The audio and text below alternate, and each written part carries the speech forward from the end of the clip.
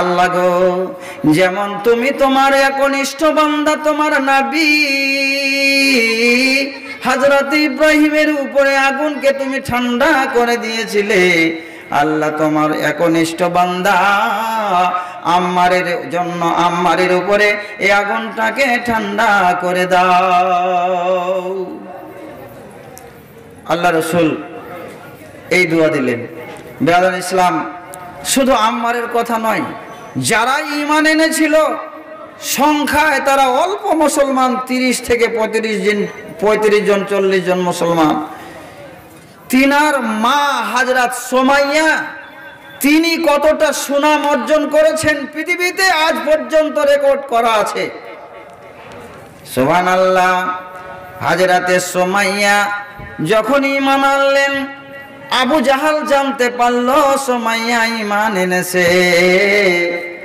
এবার কি করল, সুমাইয়াকে তার একটি পা একটি উটের পায়ের সঙ্গে বেঁধে দিল, আর একটি পা একটি উটের সঙ্গে বেঁধে দিল। আর সুমাইয়াকে বলল, রে সুমাইয়া, তুমি যদি এই ঈমানটা বাদ না দাও, তুমি যদি ইসলাম ধর্ম থেকে ফিরে না আসো, বাপ দাদার ধর্মে যদি ফিরে না আসো, তাহলে পারে দুইটা উটকে দুই দিকে হাঁকিয়ে দিব, আর তোমার দেহটাকে, তোমার শরীরটাকে দ্বিখণ্ড করে দিয়ে তোমাকে শেষ করে দিব। এখনো তুমি নবী মুহাম্মাদের দিন ছাড়ো? ঈমান কাকে বলে এই প্রমাণটাই আপনাকে করিয়ে দেখায়। তো হযরত সুমাইয়ার মুখ দিয়ে এই কথাটা স্বীকার করতে পারিনি, স্বীকার করাতে পারিনি। সুমাইয়া এই কথাই বলেছিলেন, ঈমানি চেতনা ঈমানি বলে, শোনো রাখো, আমি সুমাইয়া আল্লাহর বান্দি। তোমার মতো আবু জাহাল যদি আমাকে এই নির্মম ভাবে নির্যাতন চালিয়ে আমাকে শহীদ করে দেয়, আমার কোনো যায় আসে না, আমি তাতে পরোয়া করি না, ভয় করি না। নিশ্চয়ই এই অস্থায়ী জিন্দেগিটা কেটে গেলে আমি এমন একটা জিন্দেগি, এমন একটা জীবন পাবো, সুখময় স্থান, সুখের জীবন পাবো। আল্লাহ রাব্বুল আলামিন আমার জন্য সুখের জীবন তৈরি করে রেখেছেন। কাজেই মুসলমানেরা মরণ বলে ভয় করে না। তবে ঈমান হারাতে চায় না, ঈমান হারাতে চাই না কে? সুমাইয়া। সুবহানাল্লাহ। হযরতে সুমাইয়াকে কি করলো, ওইভাবে সে আবু জাহাল নির্মম ভাবে নেজা চালিয়ে দিয়ে, বল্লম চালিয়ে দিয়ে, তার লজ্জা স্থানে বল্লম চালিয়ে দিয়ে নির্মম ভাবে হযরতে সুমাইয়াকে শহীদ করে দিল। তার ছেলের আম্মারের সামনে, তার স্বামী ইয়াসেরের সামনে। তিনি কত বড় ভাগ্যবতী মহিলা, ভাগ্যবান মহিলা হযরত সুমাইয়া। সর্বপ্রথম ইসলামে তিনি শহীদ হয়েছিলেন, তিনি সর্বপ্রথম শহীদ হয়েছিলেন, তার আগে কেউ না।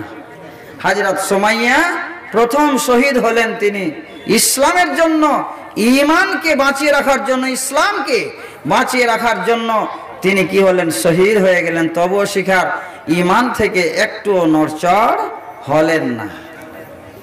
আল্লাহ রসুল সাল্লাল্লাহু আলাইহি ওয়াসাল্লাম মেরাজে যাচ্ছেন। মেরাজে গিয়ে অনেক কিছু দেখলেন, জান্নাতের দৃশ্য, জাহান্নামের দৃশ্য, অনেক দৃশ্য দেখলেন।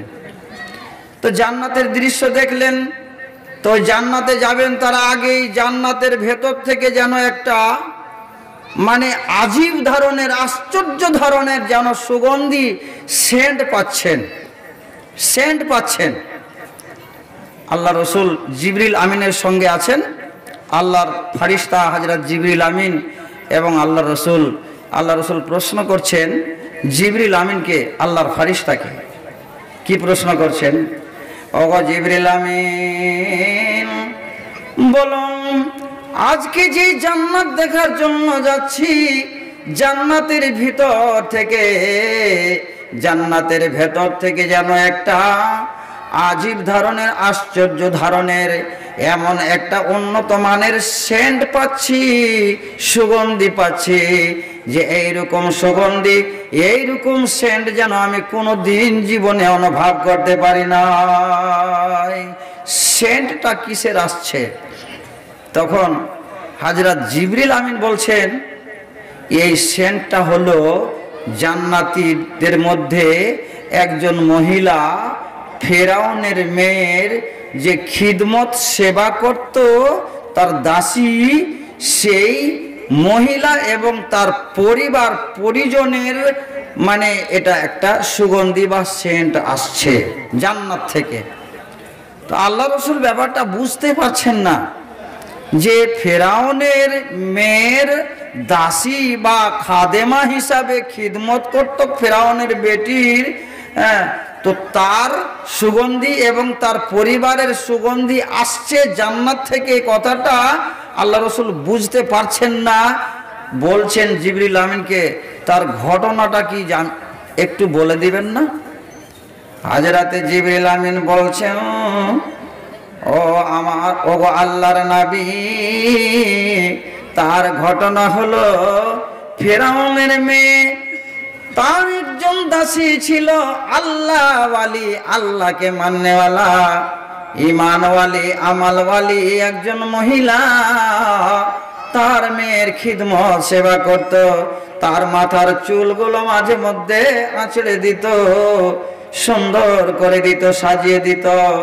সেই মহিলা একদিন তার মেয়ের ওই চুলগুলোকে ঠিক করে দিচ্ছে, উস্কো ফুস্কো চুলগুলোকে ঠিক করে দিচ্ছে। ঠিক করতে করতে করতে করতে তার হাত থেকে যেন চিরুনিখানা মাটিতে পড়ে গেছে। ওই দাসীর মহিলার হাত থেকে চিরুনিখানা মাটিতে পড়ে গেছে। এবার ওই দাসী কি করছেন? চিরুনিখানা বিসমিল্লাহ বলে উঠাচ্ছেন। তো মুসলমানের কাজ হবে, কোনো কাজ করলে বিসমিল্লাহ বলে করতে হবে। কুল্লু আমরিন দিবালিন লাম ইউবদা বিসমিল্লাহ ফাহুয়া আবতার বা আখতা আজজাম, অনেকগুলো শব্দ এসছে। যে কোনো কাজ বিসমিল্লাহ বলে না করতে গেলে কাজটা দুর্বল হয়ে যায়, কমজোর হয়ে যায়। তো এটা মুসলমানের কাজ। তো আল্লাহর নাম নিয়ে চিরুনিটা মাটি থেকে উঠাচ্ছেন, বিসমিল্লাহ এই বলে উঠাচ্ছেন। তখন ফেরাউনের ওই বেটি বলছে, তো এটা কি আমার আব্বার নামে আপনি উঠালেন? আমার আব্বা ফেরাউনের নামে কি আপনি উঠালেন বিসমিল্লাহ বলে? কি আপনি কি আমার আব্বাকে আল্লাহ মেনে নিলেন? বলছে না, তোমার আব্বা কি করে আল্লাহ হতে পারে? তোমার আব্বা তো একজন মানুষ, আমাদের মতো, তোমার মতো মানুষ। তোমার আব্বা কি করে আল্লাহ হতে পারে? তোমার আব্বাকে আল্লাহ বলে মানবো কেন আমি? কারণ যে সেই সময় ফেরাউন ওর দাপট ছিল, ওর একটা দাপট ছিল, ক্ষমতা ছিল, দেশে তার রাজত্ব কায়েম ছিল। দেশের মানুষেরাকে একত্রিত করে জমা করে বলেছিল, ফাহাশারা ফানাদা ফাকালা আনা রাব্বুকুমুল আলা। তাদের ওই লোকেরাকে বলেছিল, তার অনুসারী অনুগামীরাকে বলেছিল, এই শোনো মিশরের লোকেরা, আমি হলাম তোমাদের আল্লাহ, আনা রাব্বুকুমুল আলা।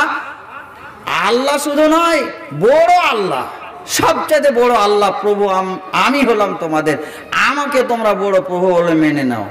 তো যারা ওইরকম ধারণের ছিল তারা তাকে আল্লাহ বলে, ফেরাউনের ভয়ে তাকে আল্লাহ বলে, জীবনের ভয়ে তাকে আল্লাহ বলে মেনে নিয়েছিল। কিন্তু যাদের ভেতরে ঈমান ছিল তারা ফেরাউনকে আল্লাহ বলে মানতে পারেনি।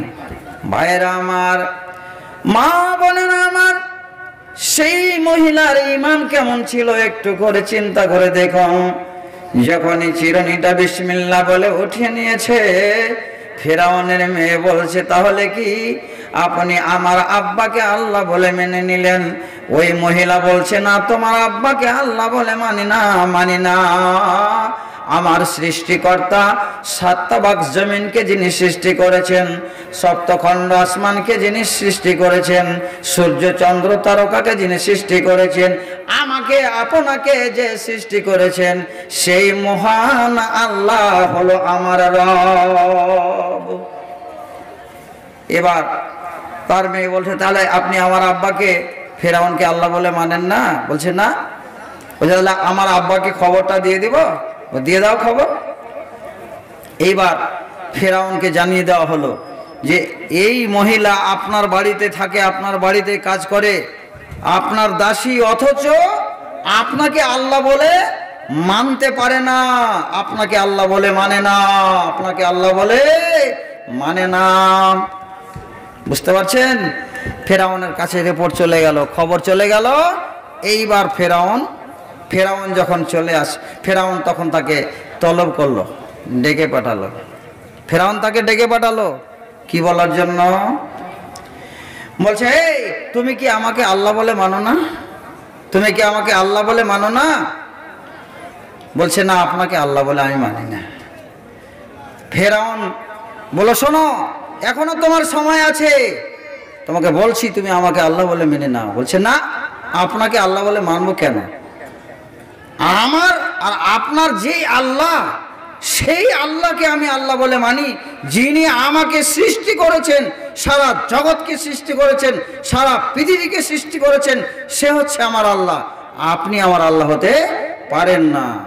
এইবার কি করলো জানেন? ফেরাউনকে আল্লাহ বলে না মানার ফলে ফেরাউন তার লোকেরাকে বলল, একটা কাজ করো, বড় তাম হাঁড়ি নিয়ে এসো। নিয়ে আসা হলো। নিয়ে আসার পরে তেল ঢালা হলো, আর তেলটাকে গরম আগুন দিয়ে জ্বালাতে জ্বালাতে জ্বালাতে ওই তেলটাকে গরম করে দেওয়া হলো। এবার যখন তেলটা টকবক টকবক করে ফুটতে আরম্ভ করলো, সুবহানাল্লাহ, ওই মহিলার যতগুলো পরিবার ছিল, সন্তান ছিল, একটা একটা করে সন্তানকে গরম তেলের মধ্যে ছেড়ে দেয়।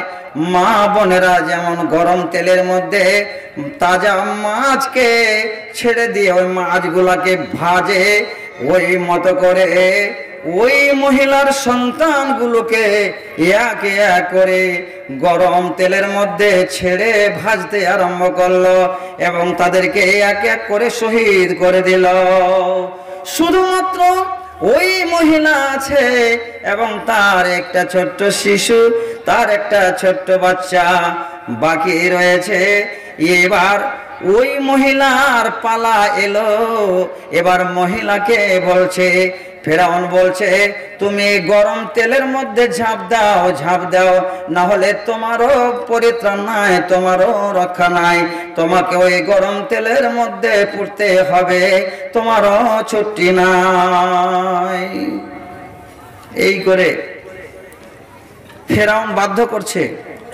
ওইদিকে ছোট বাচ্চাটা সেই তার মায়ের দিকে দেখে বলছে কথা, মা, আম্মা জান, আপনি কোনো চিন্তা করিয়েন না, আমার জন্য কোনো ব্যস্ত হতে হবে না, কণ্ঠিত হতে হবে না, চিন্তিত হতে হবে না, আপনি আমার জন্য চিন্তা করবেন না।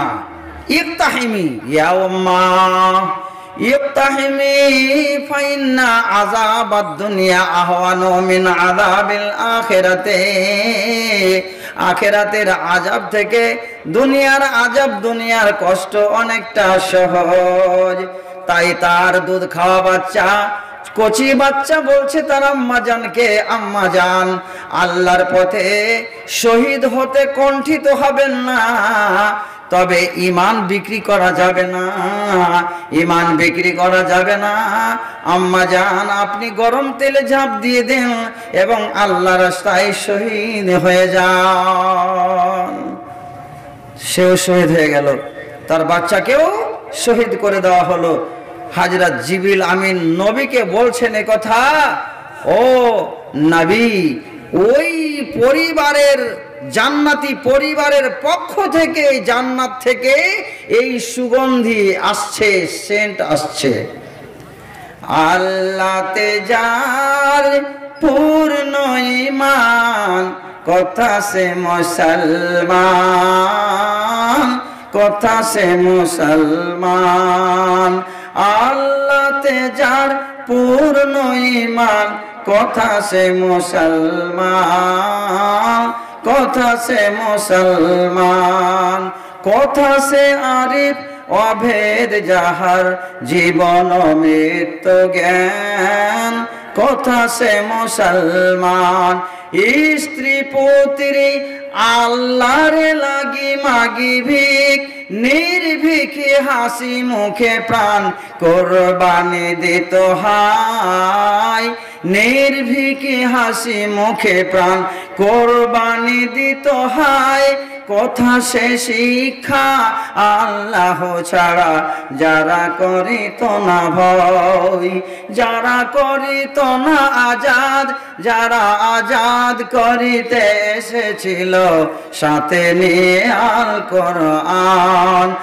আল্লাহ তিজার পূর্ণ ঈমান, কথা সে মুসলমান, কথা সে মুসলমান। বেরাদান ইসলাম, তাহলে ইমানের কথাটা, আমার বক্তব্যের বিষয় হচ্ছে ইমান এবং আমল। ইমান কাকে বলা হয়, ইমানের পরিচয় আপনাকে দেখিয়ে দিলাম। আর এই জন্য কোরআন মাজিদে বহু জায়গায় দেখবেন আপনি, যেখানেই ইমানের কথা আছে সেখানেই আল্লাহ আমলের কথা বলেছেন। এদের মধ্যে লাজেম মালজুম এক অপরের জন্য একেবারে জরুরি। শুধু আমলে কাজ হবে না, আর শুধু ইমানেও কাজ হবে না। আপনার বিশ্বাস আছে আল্লাহ ওয়াহদাহু লা শারীক, কিন্তু একদিনও আপনি এক ওয়াক্ত ফরজ নামাজ আদায় করেন না, তাহলে আপনার এই বিশ্বাসে কোনো কাজ হবে না।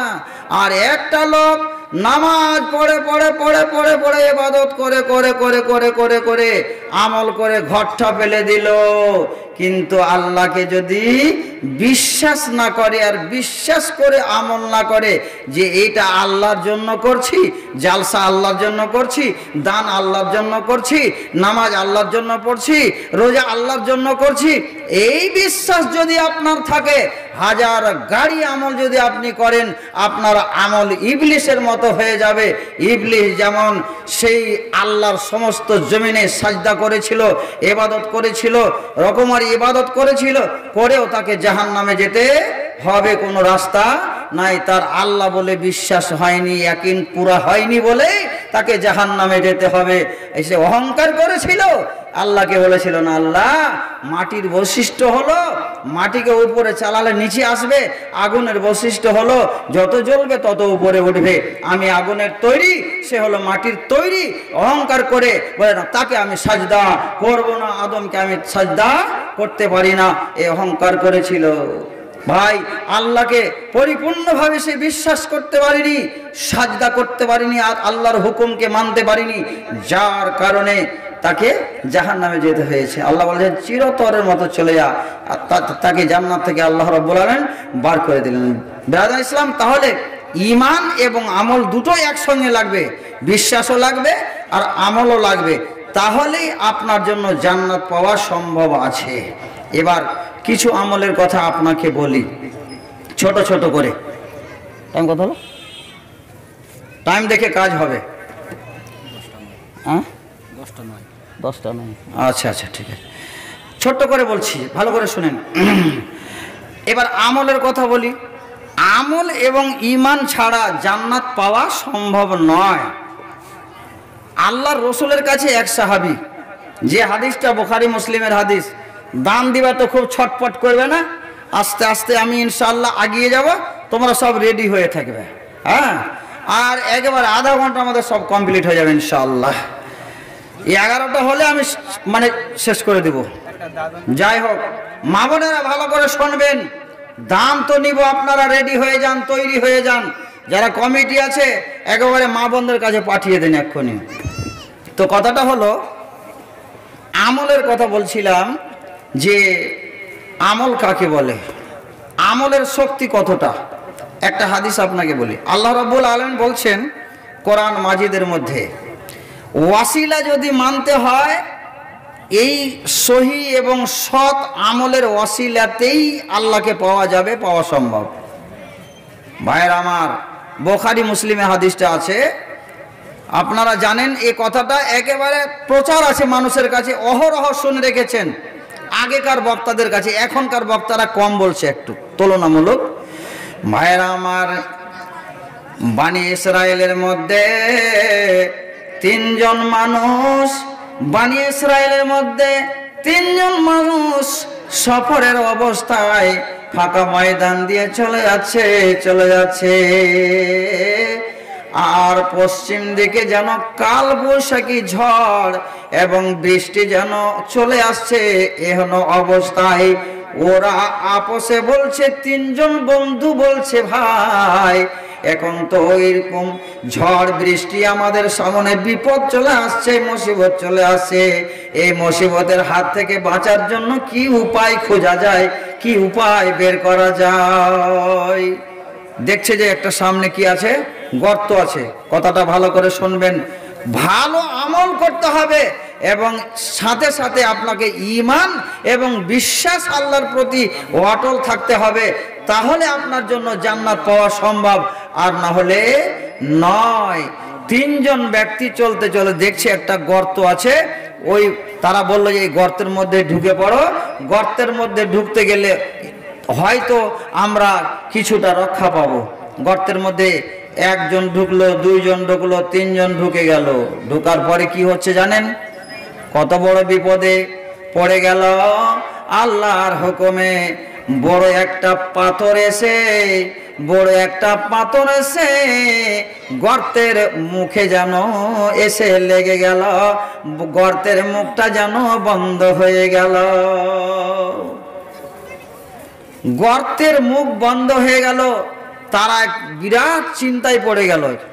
অন্ধকার কবরের মতো জায়গাতে আমরা চলে আসলাম, আর বের হওয়ার কোনো ব্যবস্থা নেই। এত বড় পাথর তো আমরা উঠাতেও পারবো না, আর এই পাথরকে এই গর্তের মুখ থেকে সরাতেও পারবো না। তাহলে কি উপায়, কি রাস্তা বের করা যায়?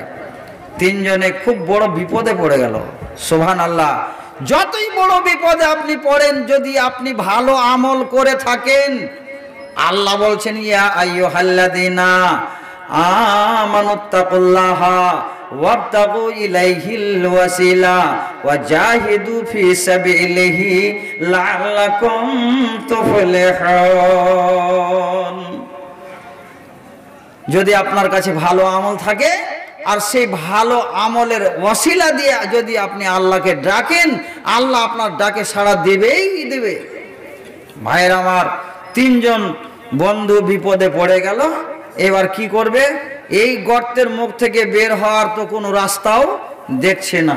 সুবহানাল্লাহ।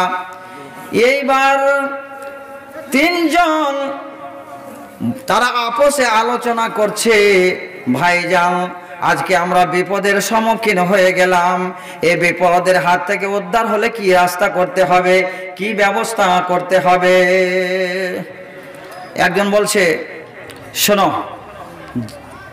আমরা যারা ভালো আমল করেছি, আল্লাহর জন্য যেটা ভালো মনে করে ভালো, সবচেয়ে ভালো আমল করেছি, সেই আমলের দোহাই দিয়ে আল্লাহকে ডাকো আর বলো, আল্লাহ এই আমল আমি আমার জীবনে তোমার জন্যই করেছিলাম, তোমাকে খুশি করার জন্য, তোমাকে রাজি করার জন্য করেছিলাম। আল্লাহ তুমি আমাকে ওই আমলের ওয়াসিলায় গর্তের মুখ থেকে পরিত্রাণ দাও। সুবহানাল্লাহ।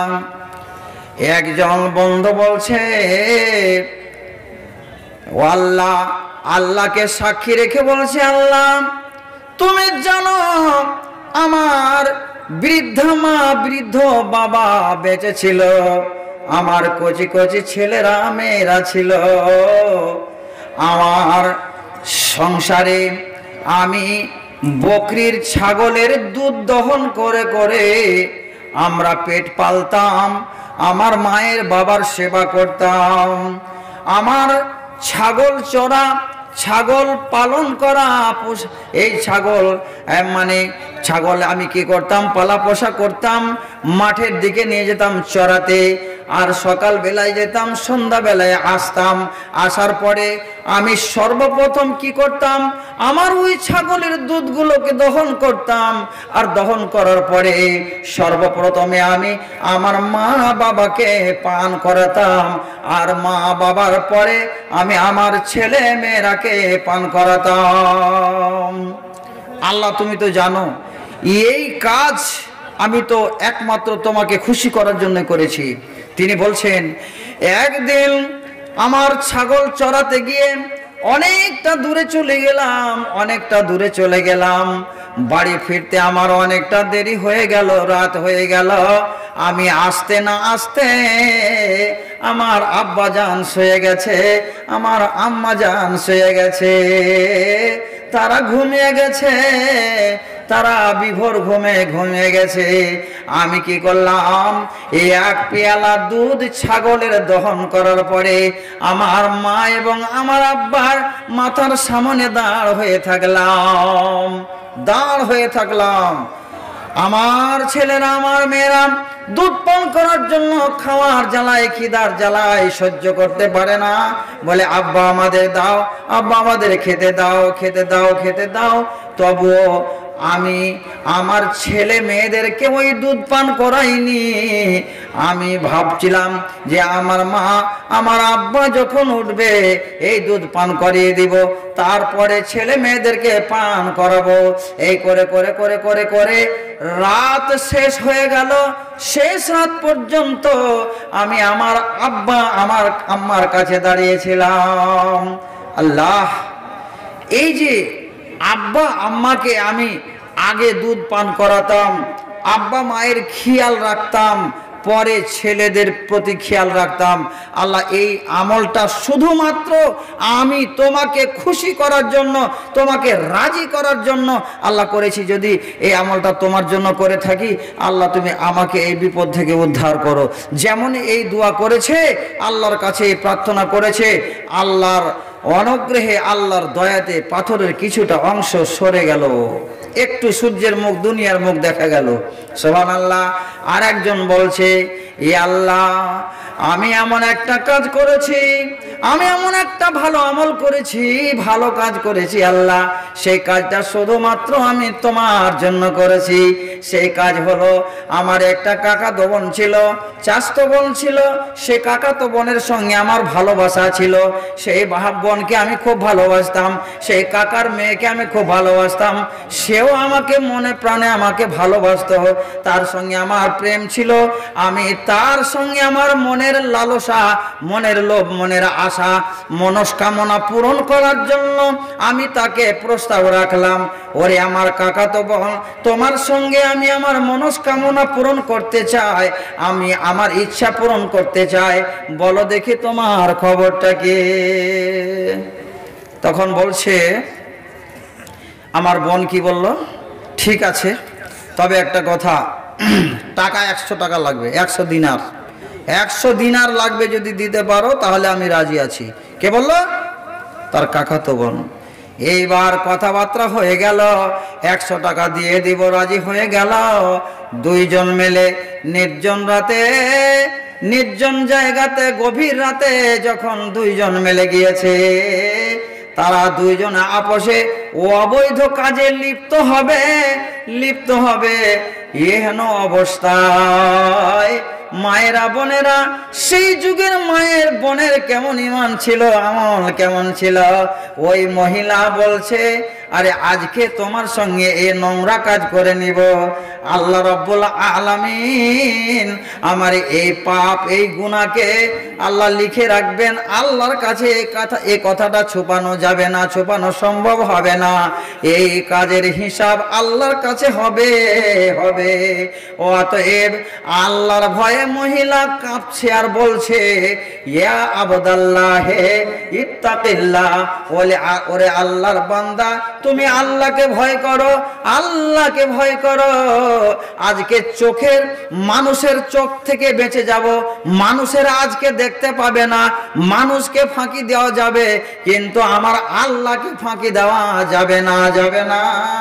কাল কিয়ামতের দিন আল্লাহ রাব্বুল আলামিন যখন তোমার কাছে আমার কাছে হিসাব চাইবে, তখন হিসাব দেওয়া সম্ভব হবে না। অতএব তুমি ভয় করো আল্লাহকে, যেই দিন কিয়ামতের দিন হাসরের ময়দানে আল্লাহ সবাইকে দাঁড় করিয়ে হিসাব নেবে, সেই দিন হিসাব দেওয়া সম্ভব হবে না। ইত্তাকিল্লাহ, ডরো, আল্লাহকে ভয় করো। আমার কাকাতো বোন যখনই বলল, ভয়ে কম্পিত হয়ে আমি তার কথাটা তার কথাটা যেন আমার অন্তরে একেবারে গেঁথে গেল, প্রভাব বিস্তার করলো। আমি সেই কথাটা বিশ্বাস আনলাম, এটা তো বাস্তবিক কথা যে আল্লাহ রাব্বুল আলামিনের কাছে একদিন হিসাব দিতেই হবে। এ বলে আল্লাহর স্বার্থে আমি আমার চাচাতো বোনের সঙ্গে আর ওই জঘন্য মিলন আর করলাম না, অবৈধ সম্পর্ক আর করলাম না, সেই কাজ থেকে আমি বিরত হয়ে গেলাম। আল্লাহকে সেই লোকটা বলছে, আল্লাহ তুমি তো ভালো করে জানো, আল্লাহ তোমার জন্য যদি আমি তোমার উদ্দেশ্যে কাজ করে থাকি। এটাই আচ্ছা আচ্ছা, বাহরে হাল। তো যাই হোক, এই যে আমলের কথা ধারাবাহিক, বা এটা বুখারী এবং মুসলিমে হাদিসটা আছে, খুব সুন্দর হাদিস। তো আল্লাহ রাব্বুল আলামিনের কাছে তিনি দোয়া করলেন, আল্লাহ এই কাজ যদি আমি তোমার উদ্দেশ্যে করে থাকি, তোমার জন্য করে থাকি, আল্লাহ আজকে এই বিপদ থেকে, গর্তের মুখ থেকে আল্লাহ তুমি আমাদেরকে উদ্ধার করো। আরও কিছুটা পাথরের অংশটা সরে গেল। ভাইয়ের আমার, আর একজন মানুষ ছিল, তিনিও বললেন ভালো আমলের কথা। তিনি একটা খুব ভালো আমল করেছিলেন, ওই ভালো আমলের ওসিলায় আল্লাহ রাব্বুল আলামিনকে ডাকলেন, আর যেমনই ডাকলেন আল্লাহ তাদের ডাকে সাড়া দিলেন। গর্তের ওই মুখ থেকে ওই পাথরটা সম্পূর্ণটা সরে গেল, গর্ত থেকে তারা পরিত্রাণ পেয়ে গেল, বেঁচে গেল। ভাইয়ের আমার, এটা হচ্ছে আমালে সলেহের শক্তি, ক্ষমতা। এই আমালে সলেহের শক্তি, ক্ষমতার ফলে ওই তিনজন বিপদগামী মানুষ বিপদ থেকে উদ্ধার হয়ে গেল। বেরাদান ইসলাম, তাই একটু আমাকে বলা হয়েছে যে কালেকশন করতে হবে। আমার মামা নজরুল ইসলাম সাহেব, আমাদের শরিয়াবাদ মোহনা পঞ্চায়েত সমিতি, এখন বাকিটা কি আর কিছু বলেছেন নাকি বলতে পারবো না, কি হয়তো আগে কিছু কালেকশন করেছে, উনি আজকে 2000 টাকা এই মাদ্রাসাকে দান করছেন। বেরাদান ইসলাম, এবার মা বোনেরা আপনারা সকলেই তৈরি হয়ে যান, রেডি হয়ে যান এই মাদ্রাসাকে দেওয়ার জন্য। মাদ্রাসার যারা কমিটি আছেন, আপনাদের উপরে চাপ সৃষ্টি করব না, 10,000 5,000 করে এরকম কোনো চাপ সৃষ্টি করব না। তবে আপনাদের এটা নৈতিক দায়িত্ব হবে চালু করা, আদায় বা কালেকশনের কাজটা চালু আপনাদেরকেই করতে হবে। কাজে দেরি না করে, বিলম্ব না করে, যে যা পারবেন খুব তাড়াহুড়ো করে দানগুলো দিয়ে দিবেন, কারণ আমার পরে আরো বক্তা আছে। ভাইরা আমার, তাহলে আমার মামা যান নজরুল ইসলাম সাহেব 2000 টাকা দান করেছে। ইয়া এলা হালাল আমিন পারওয়ারদিগারে আলাম। আমার মামা যান নজরুল ইসলাম 2000 টাকা নগদে দান করেছে। মাওলা, এই দানকে তুমি সাদরে গ্রহণ করো। রব্বুল আলামিন তাকে দীর্ঘজীবী করো, জীবনের সমস্যা দূর করো। আল্লাহ রব্বুল আলামিন তিনি একজন 5 ওয়াক্ত নামাজি হয়েছে, আরো পাক্কা নামাজি বানিয়ে দাও। আল্লাহ জীবনের যত সমস্যা আছে, আল্লাহ সমস্যাকে তুমি দূর করে দাও। আজহিবিল বাস রাব্বান নাস ওয়াশফি আনতা শাফি লা শিফা ইল্লা শিফাউকা শিফাআন লা ইউগাদিরু সাকামা। আমিন সুম্মা আমিন। আর একজন ভাই আমার 500 টাকা দান করেছে, একজন 50 টাকা। আল্লাহ রাব্বুল আলামিন তোমার বান্দারা যে নিয়তে যে উদ্দেশ্যে দান করেছে, মাওলা তাদের নিয়ত উদ্দেশ্য তুমি পূরণ করে দাও। আমিন সুম্মা আমিন।